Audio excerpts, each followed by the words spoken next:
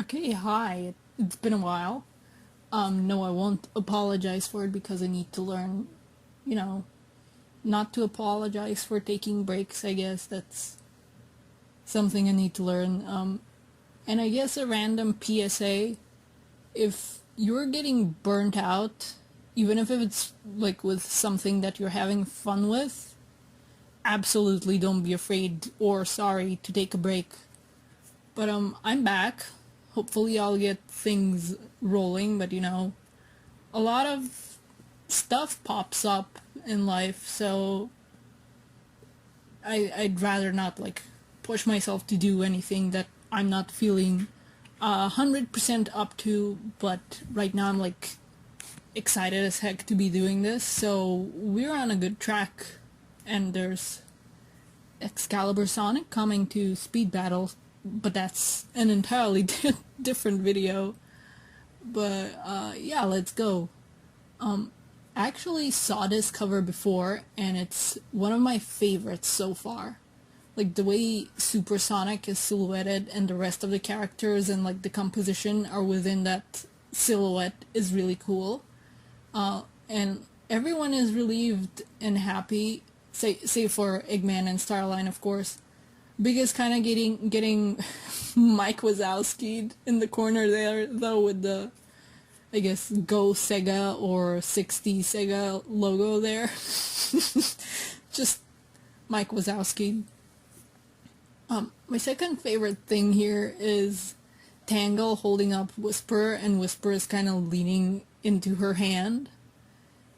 But my absolute favorite here is Shadow. Like, his smile and then the hand on his face are great. And basically, every time Shadow smiles, it's great, and I love how soft this expression is in particular. I think it would be cool if there was a second cover to go with this one with Super Silver's silhouette, but I don't think there's gonna be one since pretty much all the characters affected by the Zombot arc are here. So probably not, though some people thought that this silhouette was like Super Silver, even though it's not. Like you can tell by the cuffs and by obviously the shoes. They're not boots, but I don't know, I think it would be cool if we got, I don't know, a cover to go together, kind of like the, I think, B covers are. But yeah. Okay, I like how Supersonic winning, all dramatic and like with a flair, has happened enough times that, and Knuckles has been around enough of those times that he thinks Sonic is just being dramatic and will show up like any second. It's not even such an out there guess for what could happen. Like it just isn't the case this time around. I love Knuckles. And I also love to hate Eggman. I like that he's kinda on the same page as Knuckles in that he knows how insufferable Sonic is to him. So he also expects Sonic to come back any minute now and wreck his stuff, so he knows Sonic's not dead. Don't talk to Cream. She's angry. I like that her encounter with Xena made her realize what's going on before Zavok even showed himself. Seriously though, Cream has had enough, and that's saying something because she's the most polite character in the whole series, I think. Like, yeah, go off, sweetie. The bad times are over. Let this bunny rest. She's gone through enough. And Zavok's got Chernabog eyes. Zavok just literally threatened a 6-year-old that's already gone through some stuff. So this arc, and she's still like overpowered like he is in the games. Like, get him. He's overpowered in every game. I'm glad he's overpowered in the comics too. Like, literally everyone ganged up on Zavok, I think, except Shadow, who's just walking away there, not even bothered. But honestly, what did you expect though, dude? Like, everyone just came back, and they're so tired and want this whole thing over with. And I'm glad they kicked Zavok's butt. again. Knuckles is still waiting on Sonic. Young Echidna yells at Sky. I think maybe he's hit the denial stage of things. The way Zaz is drawn here reminds me of, like, some old Saturday morning cartoon, but I have no idea which one. It's kind of at the tip of my tongue, but anyway, we learned that he pretty much follows Zawak because he's too stupidly chaotic to really think for himself. Xena is a prick, but we already knew that. Also, she's kicking a random rabbit, like...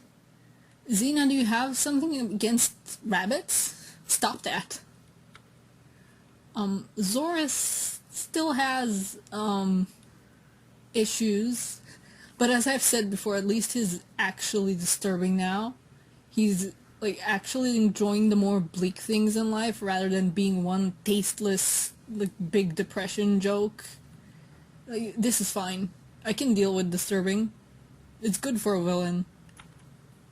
Speaking of tasteless jokes, here's Zamam, and he's... Zamam. I guess this implies he's just been trapped under the gate even after becoming a Zombot. Though I want to mention, like, so far the Zeti have been improved upon in these comics. They're way better villains and characters, except for Zamam.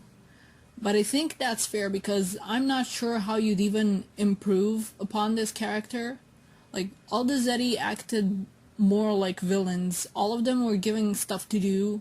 Like, Xena actually did stuff other than talk about how much of a girl she is. Zaz was actually scary and terrorized people in a very sadistic way. Like, he wasn't just saying stuff like, oh, I'm gonna put you in a box. Like, he was actually doing disturbing stuff.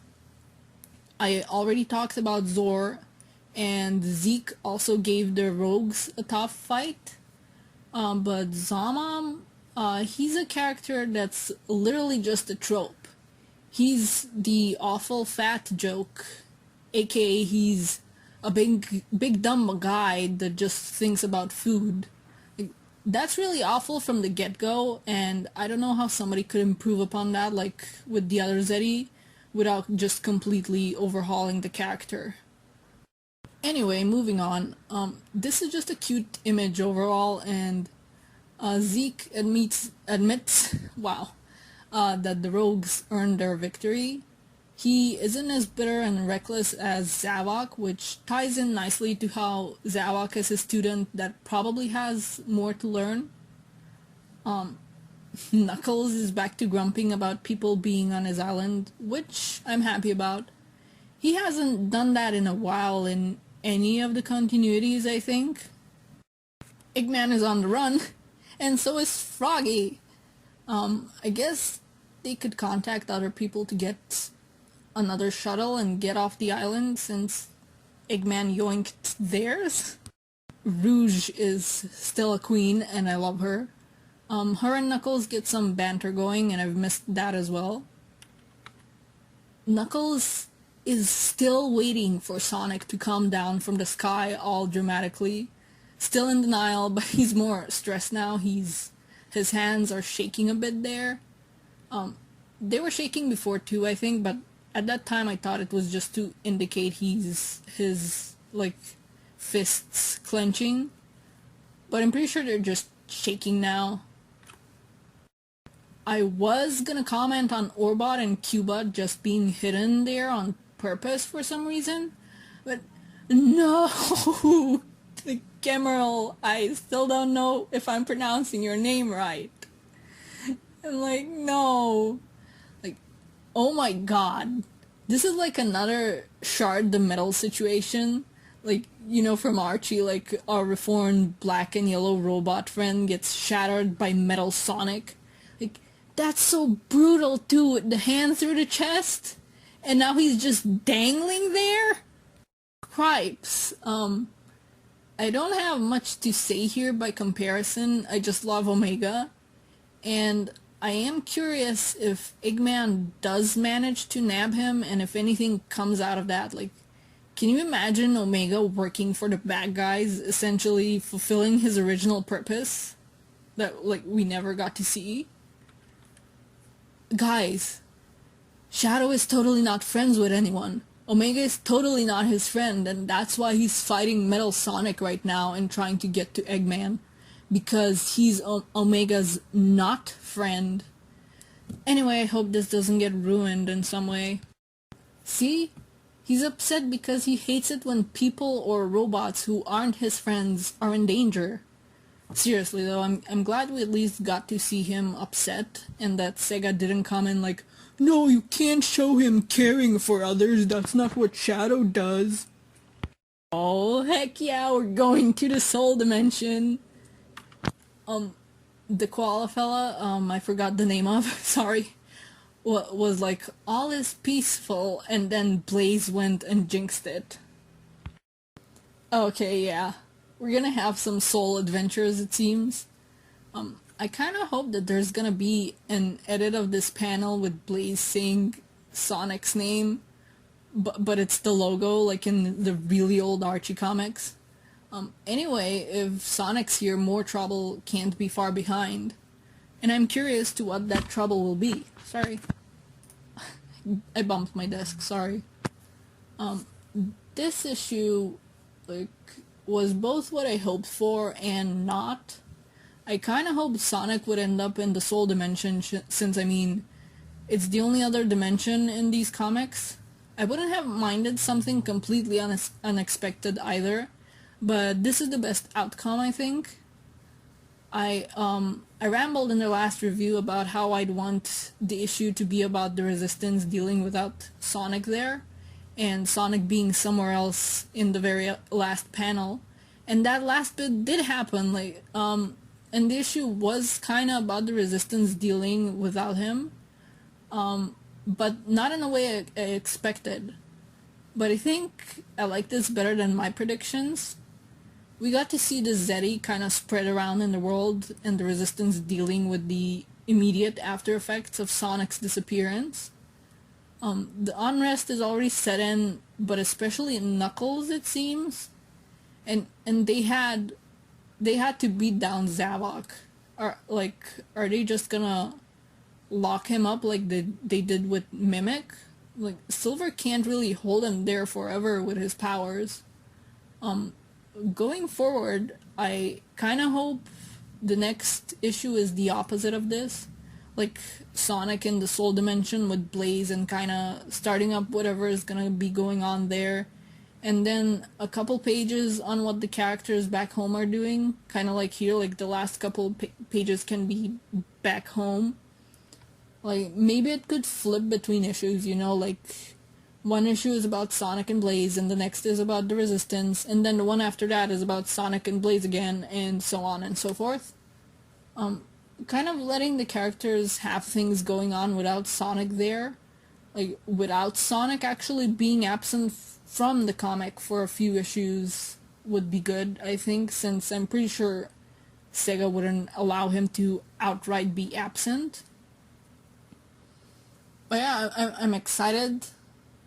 I've seen bits of the previews because they're already out by the time that I'm making this, but I didn't read the words. That's what I always do. Like, I look at the pictures, like the panels, but I'm not reading the words because I want to go into these comics blind. So yeah, I'm excited. I think there should have been more opportunities to explore the Soul Dimension in the Archie comics. We kind of had a couple arcs there, but nothing major, so I hope we get that with these comics. But anyway, that's it for me.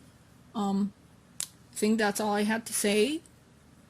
Hopefully, again, I'll be back on a roll with the videos, and see you next time. Bye bye.